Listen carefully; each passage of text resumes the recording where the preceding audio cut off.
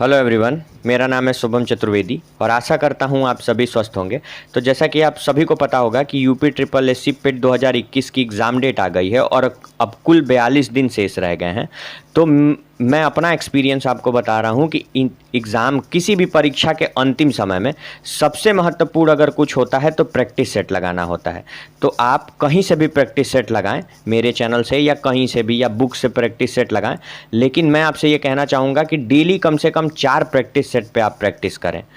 और हम अपने चैनल पर यूपी ट्रिपल एससी पेट के लिए लगातार प्रैक्टिस सेट अपलोड कर रहे हैं और मेरा निरंतर ये प्रयास रह रहा है कि उस प्रैक्टिस सेट में आपको सबसे मोस्ट और रिलेवेंट क्वेश्चन प्रोवाइड कराया जाए।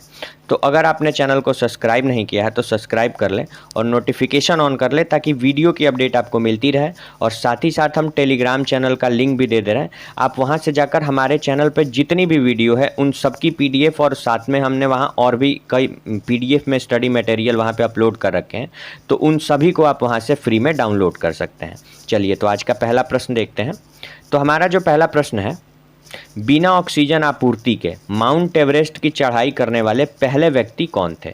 देखिए, जब हम ऊंचाई पे चढ़ते हैं या पहाड़ों पे जाएं या किसी भी तरीके से अगर हम बहुत ऊंचाई पे जाते हैं, अगर 7,000 मीटर से ऊंची जगहों पे हम जब जाते हैं तो हमें सांस लेने में दिक्कत होने लगती है। तो इसलिए वहाँ ऑक्सीजन की पूर्ति के लिए हमें ऑक्सीजन सिलेंडर की ज़रूरत पड़ती है।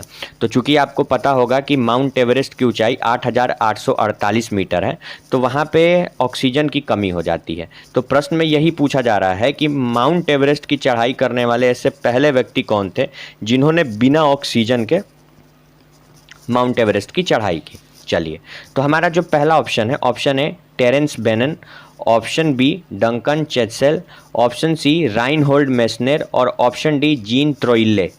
तो हमारा जो सही आंसर है वो है ऑप्शन सी राइनहोल्ड मेसनर।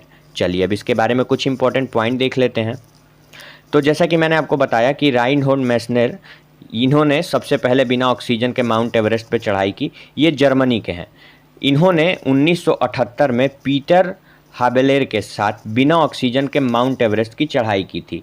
और एक चीज़ और याद रखिएगा कि इन्होंने 8,000 मीटर से ऊंची, जिनकी ऊंचाई समुद्र तल से 8,000 मीटर है, लगभग उन सभी ऊंचाई वाली, मतलब जो उतनी ऊंची जो पहाड़ी हैं, उन सभी पर इन्होंने चढ़ाई की है। तो ये नाम आप याद रखिएगा, ये इंपॉर्टेंट है। इसको किसी तरीके से एग्जामिनर प्रश्न बना के पूछ सकता है। चलिए, अब अगला प्रश्न देखते हैं।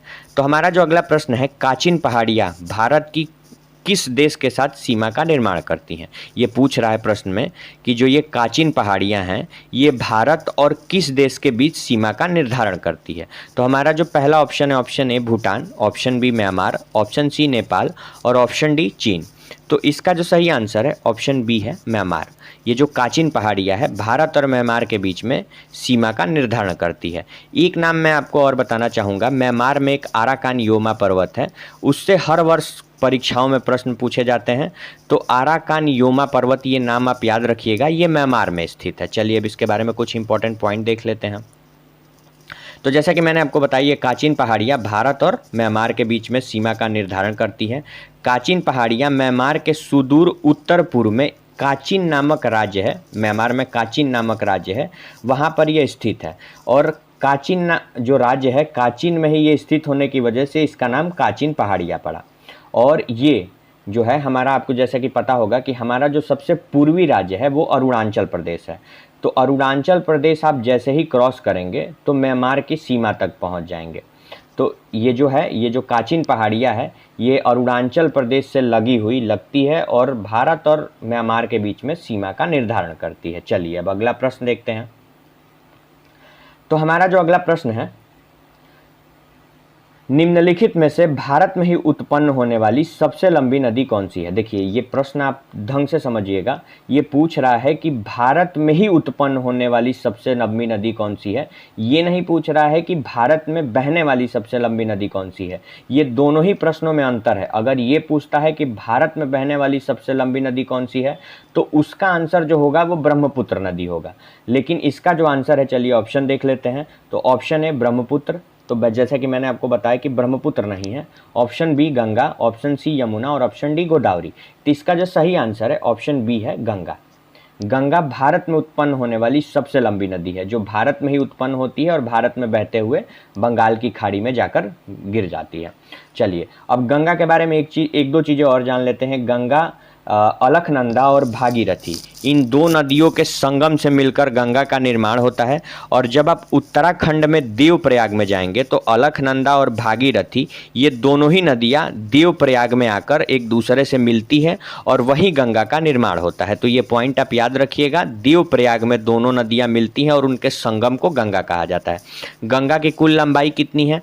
तो 2525 किलोमीटर, 2525 किलोमीटर, और ब्रह्मपुत्र नदी की लंबाई 2900 किलोमीटर है।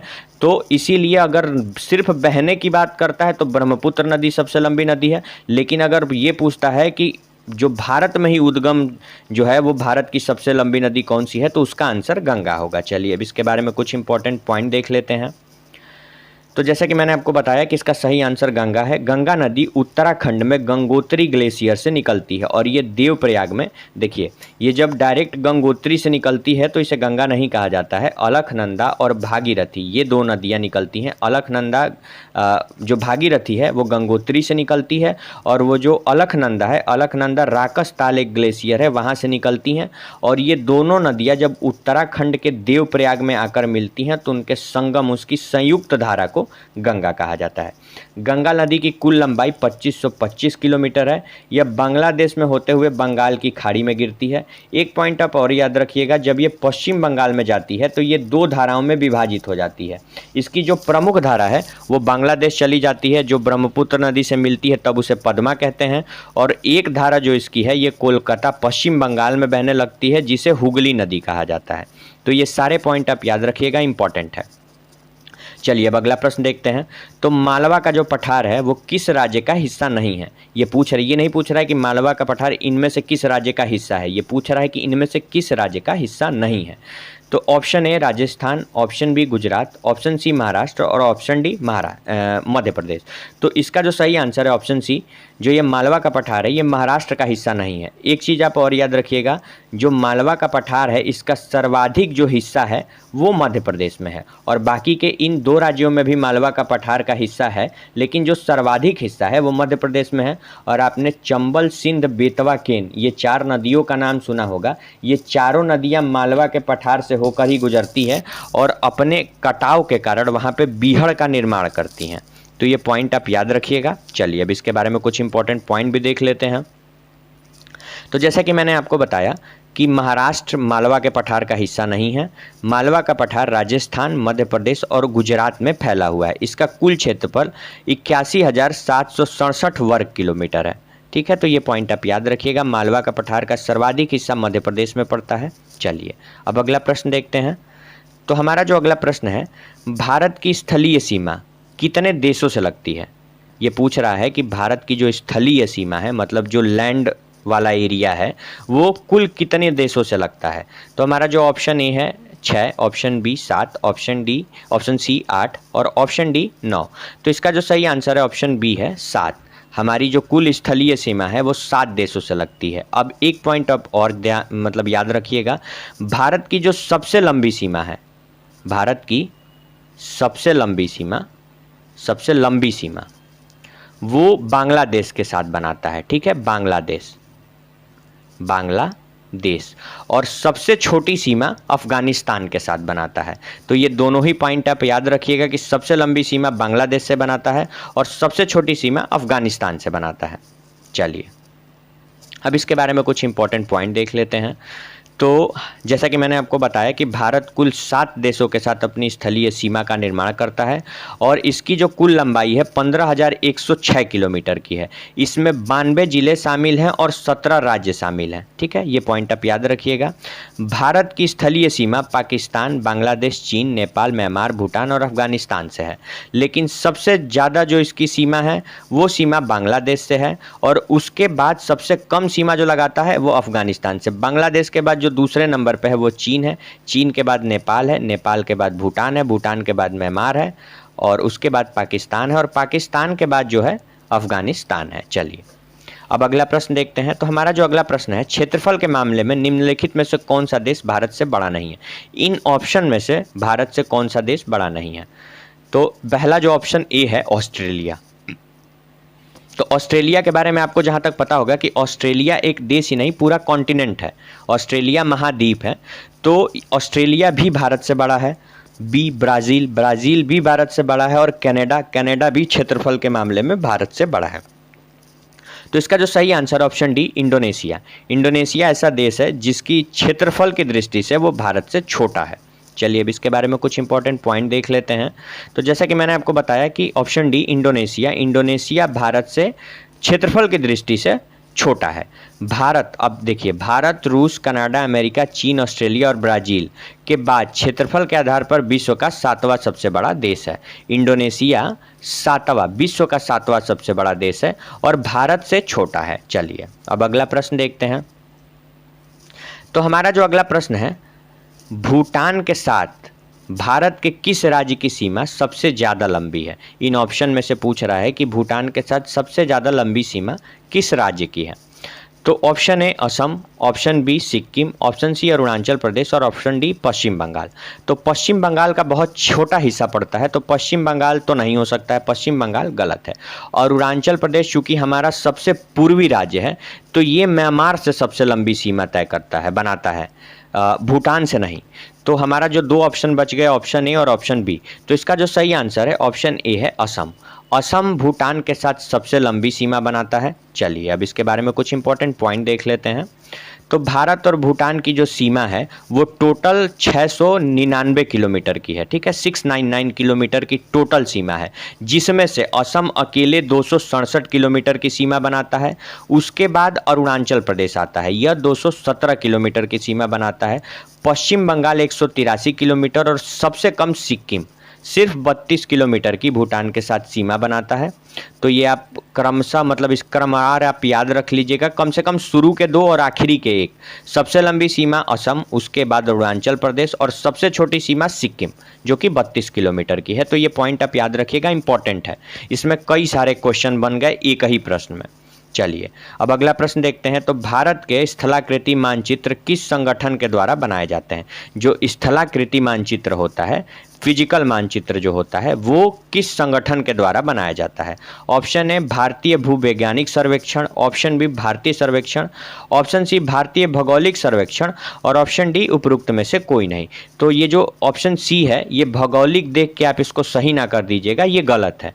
इसका जो सही आंसर है ऑप्शन बी है भारतीय सर्वेक्षण। जो है भारतीय सर्वेक्षण द्वारा जो भारत की स्थलाकृति मानचित्र है उसका निर्माण किया जाता है। चलिए अब इसके बारे में कुछ इंपॉर्टेंट पॉइंट देख लेते हैं।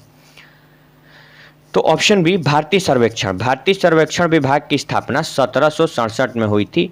जब अंग्रेजों का शासन था तभी भारतीय सर्वेक्षण विभाग का गठन हुआ था और वही भारत की जो स्थलाकृति मानचित्र है उसका निर्माण करती है। चलिए अब अगला प्रश्न देखते हैं। तो हमारा जो अगला प्रश्न है, गोमेद चाक पलाइट का एकमात्र उत्पादक राज्य कौन सा है? ये पूछ रहा है कि भारत में एकमात्र उत्पादक राज्य कौन सा है। चलिए ऑप्शन देख लेते हैं। Option A Rajasthan, option B Karnataka, option C Gujarat और ऑप्शन डी तमिलनाडु। तो इसका जो सही आंसर है ऑप्शन सी है गुजरात। गुजरात भारत में गोमेद चाक और पलाइट का सबसे बड़ा उत्पादक और एकमात्र उत्पादक राज्य है। चलिए अब इसके बारे में कुछ इंपॉर्टेंट पॉइंट देख लेते हैं। तो ये तमिलनाडु नहीं है, ये गुजरात है, गुजरात। ये गलती से मिस्टेक हो गया लिखने में। चलिए तो गुजरात भारत में गोमेद चाक और पलाइट का एकमात्र उत्पादक राज्य है। Gujarat fluorite, fire clay, silica, sand, lignite, petroleum और प्राकृतिक गैस के उत्पादन में भी अग्रणी है। ठीक है, तो ये सारे नाम आप याद रखिएगा, इन सभी में गुजरात अग्रणी है। और भारत का सबसे बड़ा क्रिकेट स्टेडियम कहाँ पे स्थित है? तो वो गुजरात में। पहले उसका नाम मोटेरा स्टेडियम था लेकिन बाद में उसका नाम बदलकर प्रधानमंत्री नरेंद्र मोदी स्टेडियम कर दिया गया। और भारत में भारत का दूसरा सबसे बड़ा क्रिकेट स्टेडियम बनाया जा रहा है, वो कहाँ बनाया जा रहा है? कमेंट बॉक्स में इसका आंसर दीजिएगा, ये करंट का क्वेश्चन है तो पता चलेगा कि आप करंट कितना ढंग से पढ़ते हैं। चलिए अब आज का हम आखिरी प्रश्न देख लेते हैं। तो भारत में बॉक्साइट का सर्वाधिक उत्पादक किस राज्य द्वारा जो उत्पादन है सर बॉक्साइट का, ये नाम आप याद रखिएगा, बॉक्साइट का सर्वाधिक उत्पादन भारत के किस राज्य द्वारा किया जाता है? Option A Odisha, option B Jharkhand, option C Rajasthan और ऑप्शन डी कर्नाटक। तो इसका जो सही आंसर है ऑप्शन ए है ओडिशा। ओडिशा द्वारा भारत में बॉक्साइट का सर्वाधिक उत्पादन किया जाता है और भारत में जो टोटल बॉक्साइट का उत्पादन होता है उसमें से 50% अकेले ओडिशा द्वारा किया जाता है। तो ये आप याद रखिएगा। चलिए अब इसके बारे में कुछ इंपॉर्टेंट पॉइंट देख लेते हैं। तो जैसा कि मैंने आपको बताया कि बॉक्साइट उत्पादन के मामले में ओडिशा प्रथम स्थान पर है। भारत में जो कुल बॉक्साइट का उत्पादन होता है उसमें से 50% अकेले उत्पादन ओडिशा द्वारा किया जाता है। तो आज के वीडियो में बस इतना ही। अगर वीडियो पसंद आई हो तो वीडियो को लाइक कर लें और चैनल को सब्सक्राइब कर लें और नोटिफिकेशन ऑन कर लें, ताकि ये जो प्रैक्टिस सेट है इसकी अपडेट आपको मिलती रहे। और प्रैक्टिस सेट में मैंने जैसा कि बताया आपको कि मेरा निरंतर ये प्रयास है कि यूपी ट्रिपल एससी के लिए जो सबसे मोस्ट इम्पॉर्टेंट प्रश्न हो वही प्रैक्टिस सेट में शामिल किए जाएं। आज के लिए इतना ही। Thank you.